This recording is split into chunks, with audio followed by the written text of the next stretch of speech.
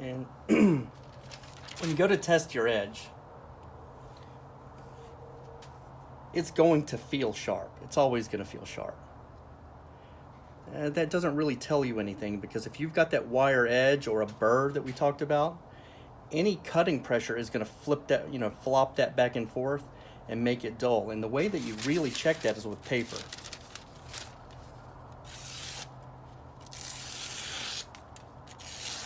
If you have a burr, it'll snag. You see that? See how it's snagging? Right when it gets to this point, it's snagging. And while I cannot see that with my eye, and it feels sharp to my thumb, I know for a fact there's a burr there because it's catching. That's no good. We gotta get rid of that.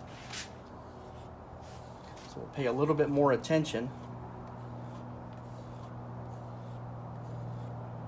to this area.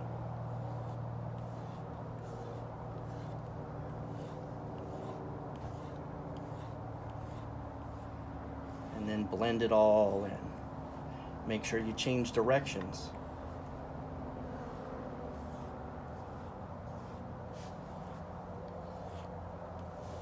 Getting lighter and lighter and lighter with the strokes.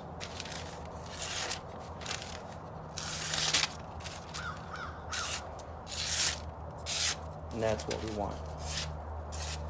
That area that was giving us problems before, no problem. Even fold our paper loosely.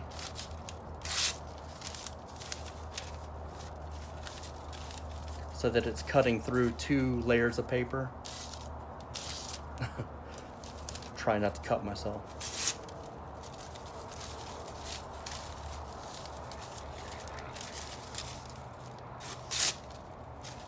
I could be a little better.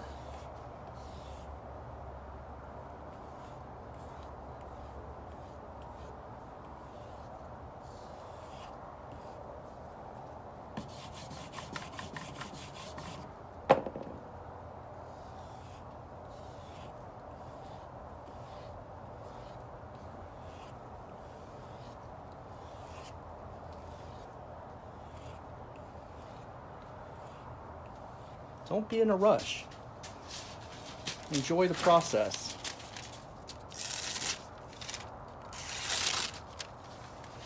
Still got a burr. I'll tell you, that's one thing I've noticed about these Kershaws. The steel is good, and it makes an extremely persistent burr. I believe that, what is this one? Is this VG10? It doesn't say. I'm thinking that this is VG10. I like VG10. VG10's a great, great steel. But it has a property of, and I think it's because there's, is it vanadium that's in it?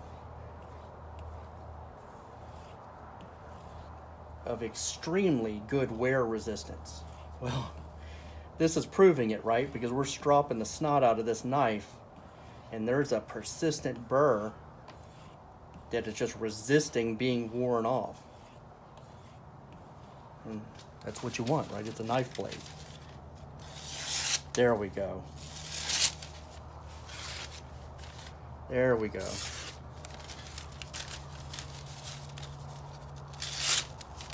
That's what we want. So there's our new Kershaw tip repair and sharpened up. Good as new. And the last step of the Kershaw project is to correct the color on the back of the spine. Because as you recall, we ground it to make a new tip. We brought our grind back to about here. This whole radius that you see, we created. We dropped that nose in and blended it. And what that left us with was a shiny spot from here down. And the rest of this had this same titanium looking bead blasted finish. And there's a sharp transition point between shiny and matte. and that sticks out, right? So what you want to do is make it consistent, because anything that's consistent looks right because it doesn't stand out. Perfect is great, but consistent will suffice when you can't, you know, replace a factory finish. So took some 600 grit sandpaper, excuse me, and what you want to do anytime you're trying to do a blending job is find a visual point, a transition point. Like, see that knob right there, that little ridge? Well, that ridge sticking up is the perfect visual transition. So from that ridge forward, I just took some 600 grit sandpaper, and with nice even straight strokes in one direction, took all the finish off, and then put gun blue on it to blend it in. And I would say that our knife looks great. Customer's gonna be very happy. So thanks for following along. I know this was a long video. I'm not a professional video maker. I know that I can talk a lot, but I want to be thorough too, because one of the complaints that I get is that I show what I've done without showing how I did it. So I'm learning. You know, leave a comment. You know, give me some feedback, and it'll make me better, and I can give you videos that you find helpful. So thank you very much.